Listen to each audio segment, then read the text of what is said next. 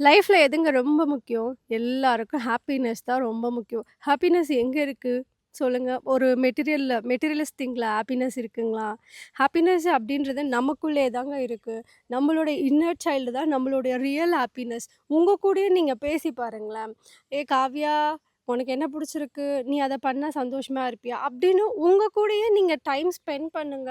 அ example எதுனா, நீங்க ஒரு மிரர் முன்னாடி நின்று உங்க கூடயே நீங்க பேச ஆரம்பிங்க. அப்போ உங்களோட ரியல் செல்ஃப் ரிஃப்ளெக்ட் ஆகும்.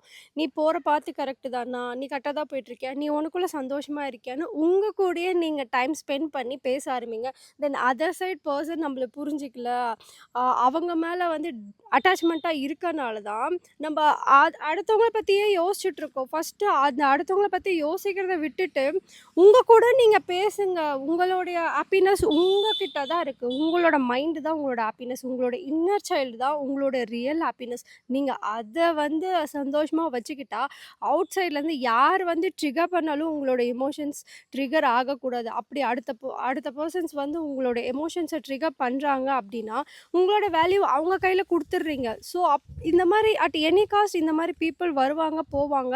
ஒவ்வொருத்தரும் ஒண்ணு சொல்லுவாங்க. அதுக்கெல்லாம் நம்ப ரியாக்ட் பண்ணிட்டு இருந்தோம்னா, கண்டிப்பா லைஃப்ல சர்வே பண்ண முடியாது.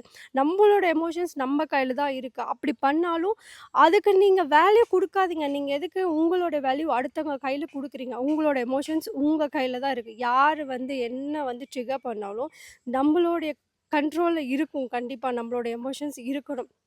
ரியாக்ட்டும் பண்ணாதீங்க. முடிஞ்சா ரெஸ்பான்ஸ் பண்ணுங்க. இல்லன்னா சைலன்ட்டா போங்க. அதுதான் வந்து பெஸ்ட்டு சொல்யூஷன். சைலன்ஸ் அப்சர்வ் பண்ண கத்துக்கோங்க.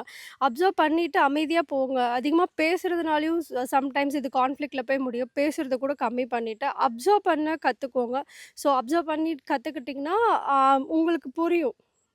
இங்க பேசணுமா, பேசக்கூடாதா அப்படின்றது நல்லாவே புரியும். ஸோ எதுக்கு பேசணுமோ அதுக்கு மட்டும் பேசுங்க. ரிமைனிங் அமைதியா போங்க. அதுதான் எல்லா பிரச்சனைக்கும் ஒரு சொல்யூஷன்.